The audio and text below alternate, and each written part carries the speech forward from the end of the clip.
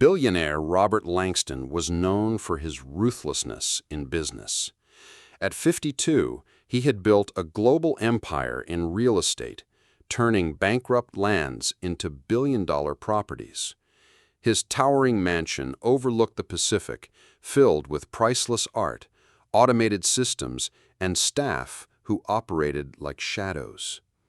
No one dared question him, until the day Maria, a middle-aged maid with kind eyes and worn shoes, accidentally opened his fridge during her shift. Robert had strict house rules. Staff were forbidden from touching his personal belongings, especially his kitchen. Meals were prepared by a private chef, and even the staff pantry was separate. So when he walked in unexpectedly one afternoon and saw Maria peeking into the fridge, his blood boiled. "What do you think you're doing?" he snapped. Maria flinched. I was just checking." "You were checking my fridge?" He cut her off, voice sharp. "You know the rules. You're fired, immediately." Tears welled up in her eyes, but she didn't argue. She simply bowed her head and whispered, "I'm sorry, sir," before leaving the kitchen. The rest of the staff watched silently, no one daring to speak up. Within the hour, Maria's name was removed from the schedule, and she was gone. Robert didn't think about her again that day. He had meetings, deals to close, and emails to answer. One maid out, another would be hired. Nothing unusual. But that night, something gnawed at him. A strange emptiness settled over the house. Maria had been with them for over 3 years. She wasn't particularly fast or modern like the others, but she was quiet, reliable, and polite. Always early, always humming softly when she cleaned. He tried to sleep, but the image of her startled face haunted him. By morning, curiosity got the better of him. He called his assistant, Jonah, and asked for Maria's file. Jonah hesitated. "Sir, are you sure?" "Just send it," Robert replied coldly. The file arrived.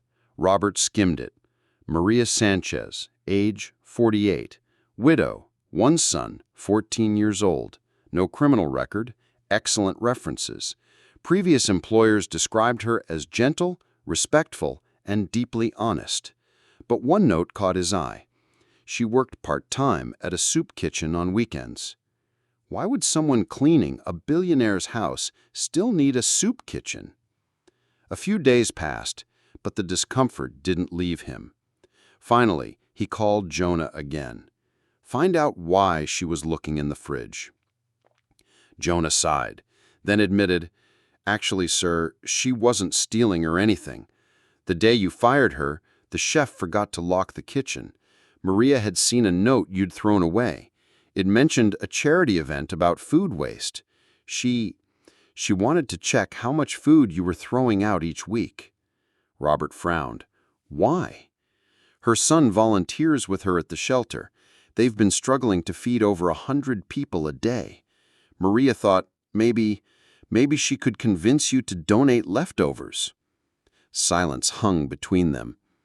"She didn't want to ask outright," Jonah continued. "She was too shy, so she thought if she could just check once and get a sense of what wasn't being used, she could talk to the chef." Robert's throat tightened. He remembered the way she looked at the fridge, not with hunger or greed, but with quiet calculation. She wasn't checking for herself. She was checking to help others, and he had humiliated her. That evening, he drove himself to the shelter. No chauffeur, no assistant. When he walked in, the room smelled of warm soup and bread. Children huddled in corners with their mothers. Volunteers moved between tables, refilling cups and trays.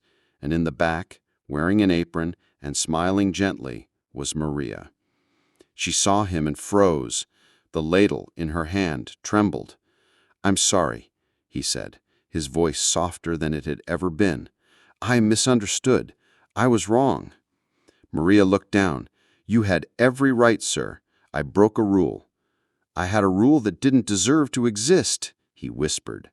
A boy peeked out from behind her apron, her son, eyes bright, face thin. He stared up at Robert with curiosity, not fear. Robert looked around. "You're feeding all these people?" she said quietly. "We try, but it's not easy. Some nights we run out." He nodded slowly. "That's going to change." The next morning, every refrigerator in Robert's mansion was cleared. A partnership was signed with the shelter to donate unused meals and groceries daily. He wrote a check that would sustain the shelter for 5 years. But more importantly, he asked Maria to return, not as a maid, but as the new director of community outreach for the Langston Foundation. Tears streamed down her face. "Why me?" "Because you taught me that kindness doesn't wait for permission, and I fired the one person who showed more humanity in a moment than I had in years." From that day forward, Robert Langston's empire still grew, but so did his heart. And every week he dined at the shelter, sharing soup with strangers who reminded him that even the richest man can starve for compassion, until someone like Maria opens a fridge and shows him what he's been missing.